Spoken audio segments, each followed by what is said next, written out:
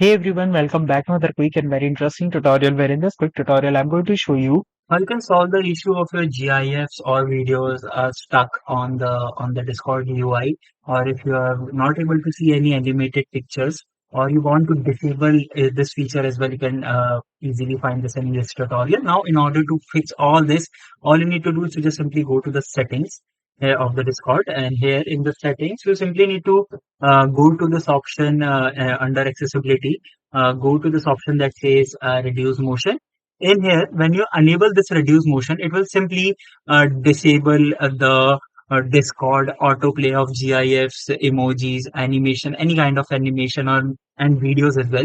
So, if you want to don't want these to be played, you can just simply enable the reduce motion. And if you're facing the issue that your things are stuck and you want them to play, you can just simply disable that, and that will definitely gonna solve all your issues. Alright, so that's it for this tutorial. I hope this video will be helpful for you. Make sure to hit the like button and subscribe button for more such helpful and interesting tutorials. See you in the next one. Take care.